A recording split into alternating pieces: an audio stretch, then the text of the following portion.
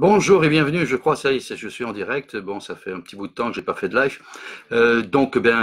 Bienvenue et bonjour à tous ceux qui vont se connecter. Je vais avoir le plaisir de vous partager, c'est suite à un post que j'ai mis, et donc concernant rire, pleurer, haïr, mais comprendre, excusez-moi. Voilà, Léo Guy participe. Bonjour Léo, bonjour Sylvie, Francine Bourbeau, bonjour, bonjour à vous tous et vous toutes, pardon. Daniel Taylor, Lenka, bonjour Lenka, oui. Nous sommes plusieurs à se connecter, c'est très agréable. Lucie, bonjour Lucie, oui, bonjour. Donc, comme je vous le disais, je fais ça suite à un post que j'ai mis et j'ai eu des commentaires en privé. Donc, je me suis dit, tiens, ça serait une bonne idée. Merci, merci pour vos petits cœurs. C'est très apprécié. Bonjour, Lucie. Bonjour, Denis. Bonjour, Denis. Oui, ça fait un petit bout. Tiens, bonjour, Denis. Ça fait plaisir de te voir. Sylvie. Bonjour, Sylvie. Bonjour, Daniel. Merci, merci pour votre accueil. C'est très agréable. Oui, j'ai posté un post il y a quelques jours avec un titre qui était ni rire, ni pleurer, ni haïr, mais comprendre. Ayant reçu beaucoup de commentaires en privé et des questionnements, je me suis dit, tiens, ça serait peut-être le moment de faire un live pour expliquer un petit peu tout ça, plutôt que de répondre individuellement, c'est pas toujours évident.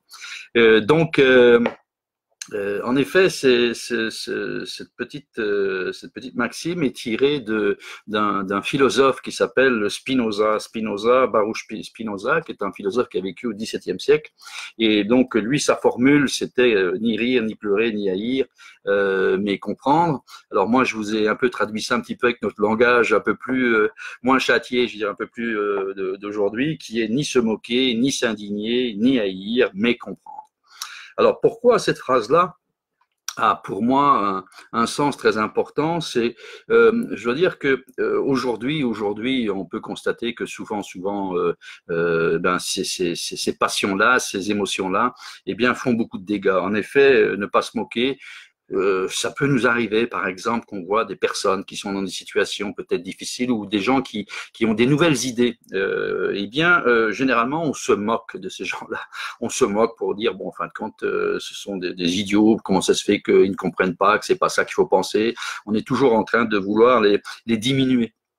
Et c'est ainsi que des personnes qui ont des idées un peu, je veux dire, un peu différentes de ce qu'on entend en général, eh bien, ils sont mis à l'index, alors que quelques années plus tard, on constate qu'ils avaient bien raison et qu'on a bien fait éventuellement de revenir sur leur position. C'est le cas de l'épigénétique, hein. Pour ceux qui connaissent l'épigénétique, en effet, l'épigénétique, il y a quand c'est sorti, c'est dans les années 50. Merci, merci pour vos petits pouces levés, merci. Dans les années 50, on parlait déjà d'épigénétique parce que il y avait un médecin, c'est Conrad Waddington, qui avait dit que l'environnement, hein, ce qui nous entoure, nos pensées sont un environnement, notre façon de manger est un environnement, eh bien influençait notre état de santé, par exemple, et de santé mentale aussi. Et puis on a rigolé de ce monsieur-là parce qu'on a dit voyons, c'est pas possible, tout est génétique, c'est les gènes qui déterminent tout. Et en effet, on s'est lancé dans une quête perdue avec la découverte du génome humain jusqu'en 2006. On a découvert que, en effet, on a découvert tous les gènes qui constituent un être humain. Je crois que c'est 26 000, grosso modo, gènes qui constituent un être humain. Et on s'est trouvé face à un problème à ce moment-là, c'est que normalement, l'humain est constitué de 150 000 protéines, grosso modo, différentes. Et qu'est-ce qu'on a pu constater? C'est qu'un gène, c'est une protéine, et là, il en manquait 120 000. Donc, comment ça se fait que les autres protéines se créent?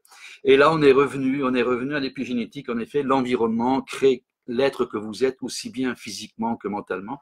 Et donc,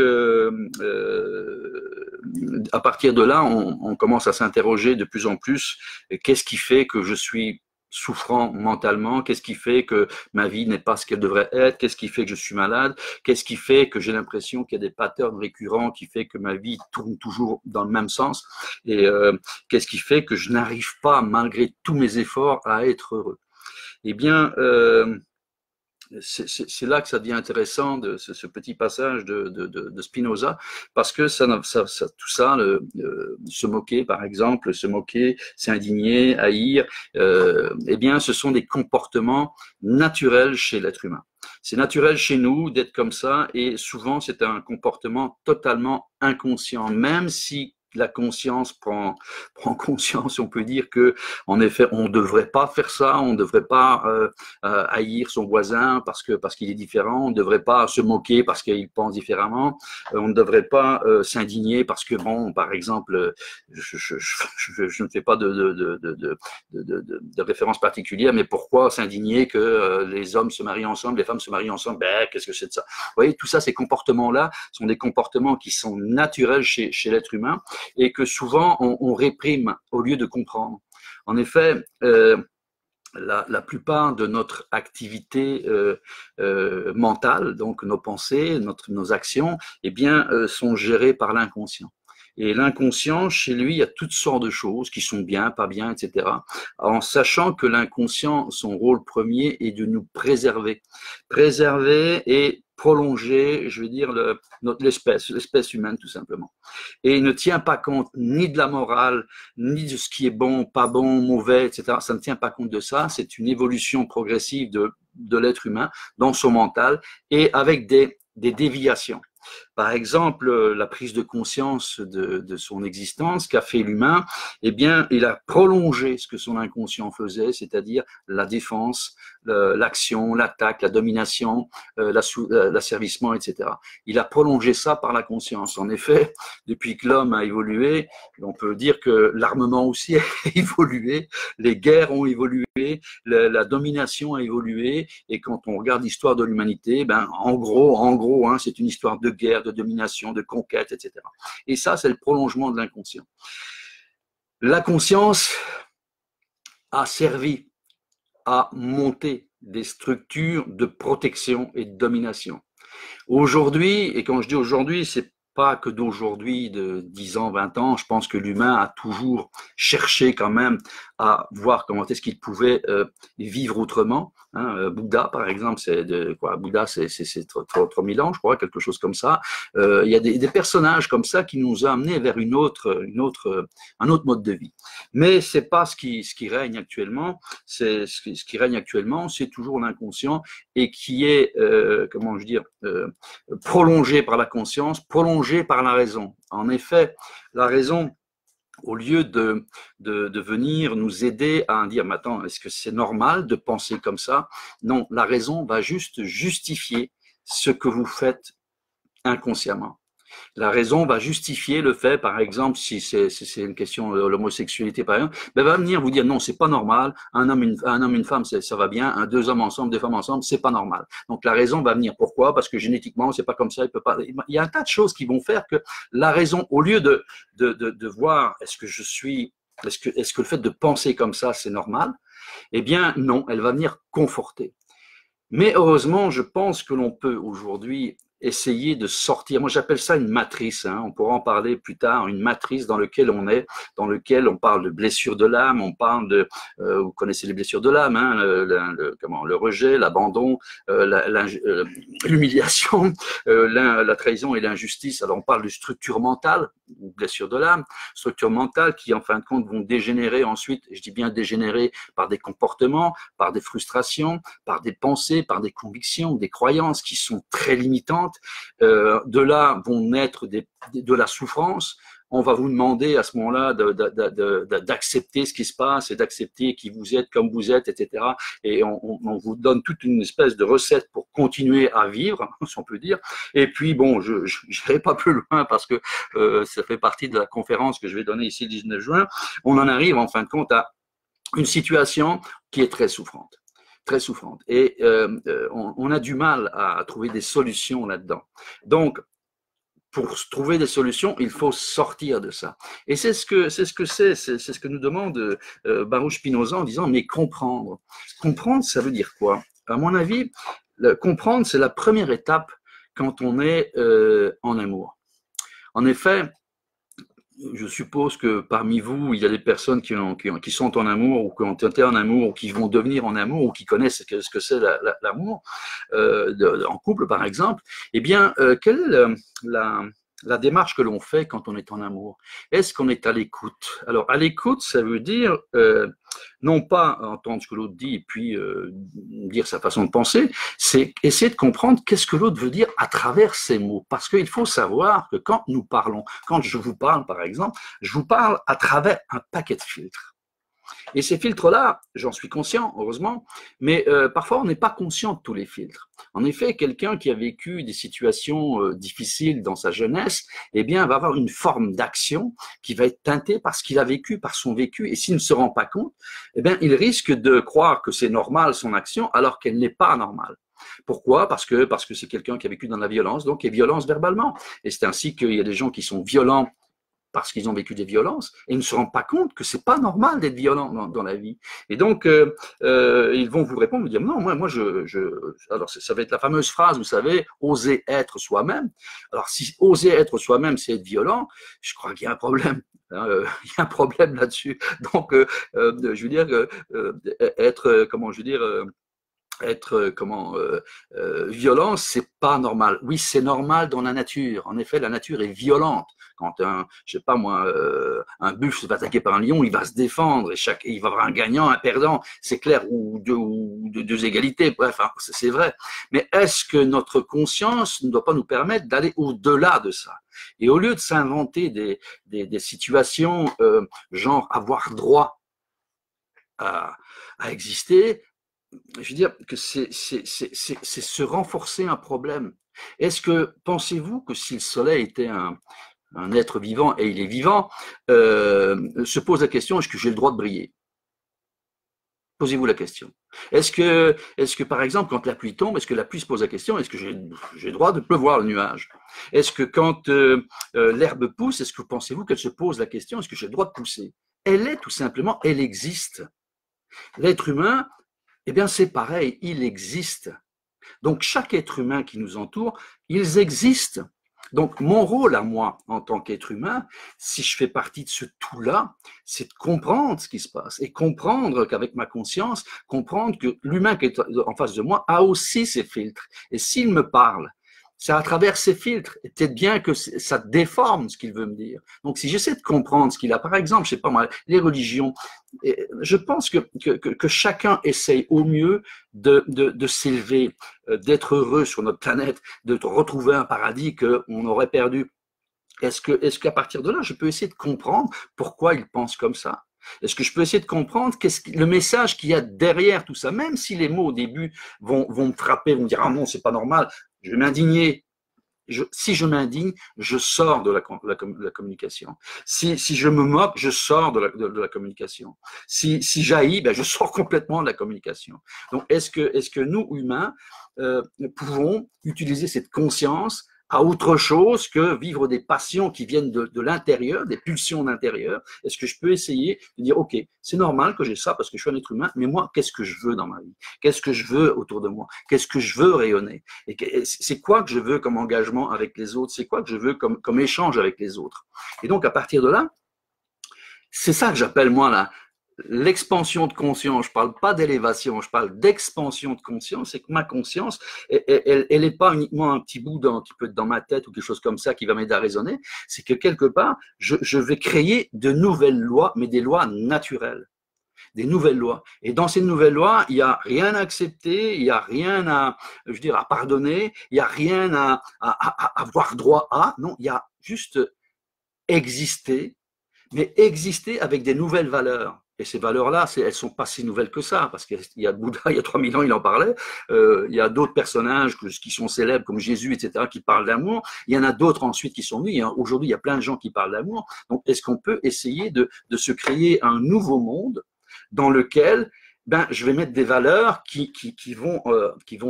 dans lequel il y aura ni moquerie, ni indignation, ni haïr son voisin, etc., mais plutôt comprendre. Et ça, pour moi, c'est la première étape vers ce qu'on appelle créer un monde meilleur, mais surtout l'amour de soi. si je peux réussir à me comprendre, et c'est pas une question de justification, c'est pas comprendre et me justifier, non, c'est juste comprendre que je suis un être humain qui fonctionne comme ça, qui a un système hormonal, qui a un système chimique, un système énergétique, qui fait que si j'observe tout ça, eh bien, je peux peut-être transformer, et je dirais même transmuter mon être vers un idéal. C'est un idéal, mais un idéal où je vais me sentir bien, en paix, et dégager de tout ce qui est contrainte, de tout ce qui est, comment je veux dire, tout ce qu'aujourd'hui ça semble normal. Je trouve ça un peu fou, par exemple, que notre planète, on parle de pollution, mais je pense que vous et moi, on est conscients de ça.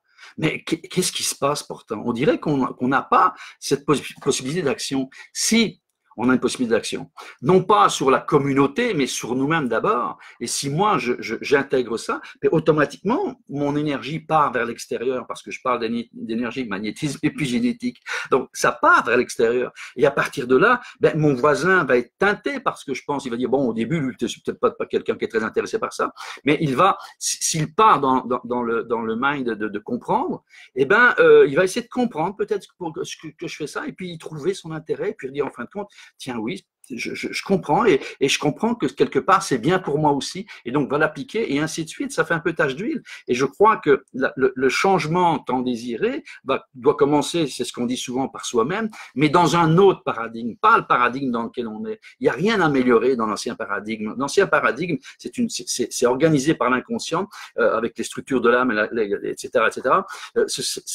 C'est l'ancien monde.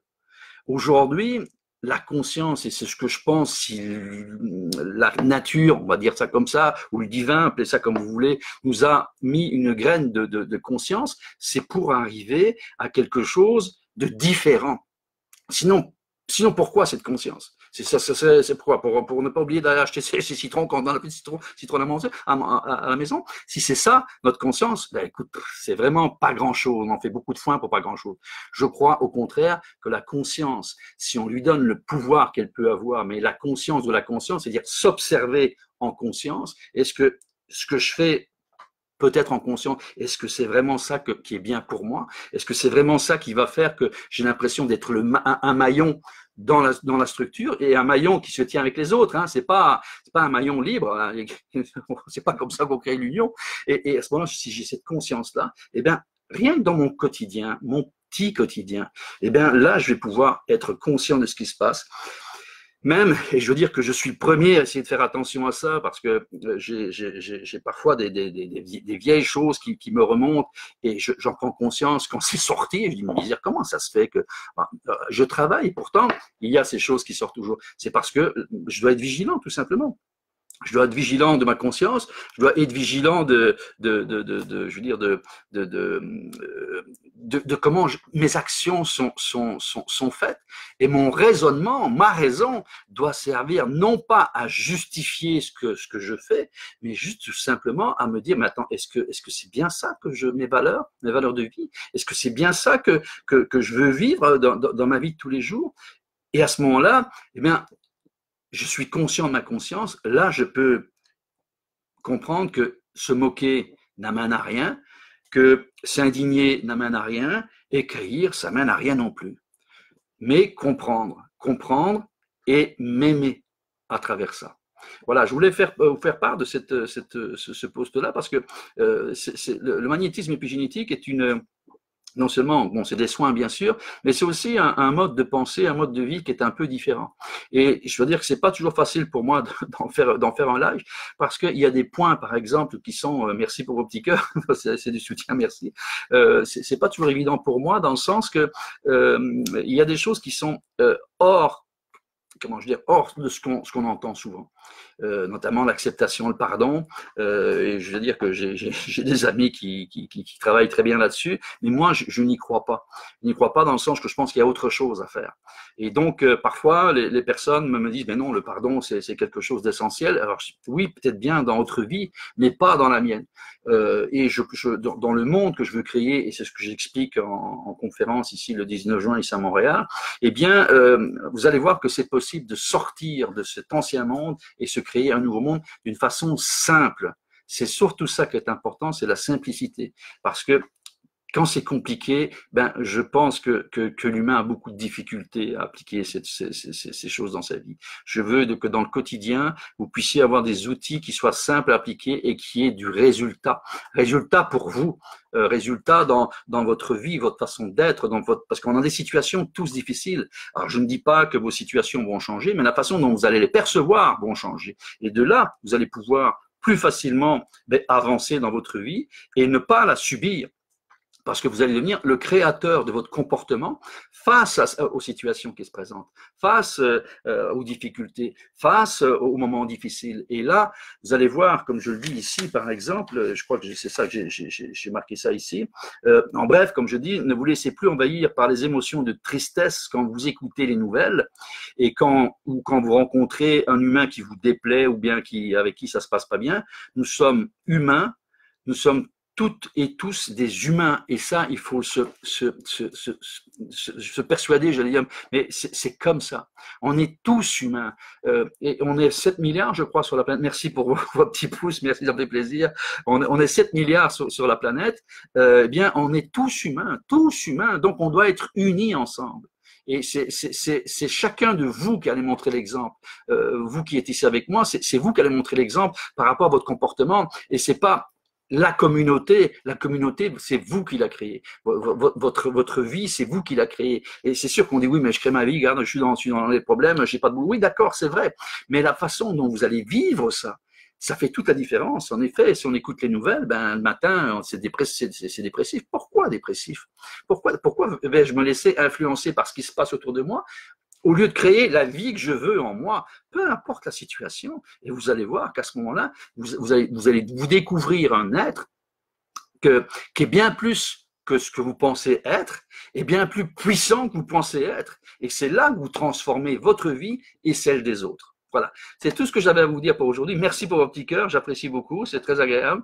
Et puis, je vous retrouve très prochainement parce que je vais essayer d'en faire un peu plus de live comme je fais sur des sujets. Et si vous avez des sujets que vous aimeriez que je traite, c'est avec plaisir que je pourrai le traiter. Où que vous soyez dans le monde, je vous aime. À très bientôt.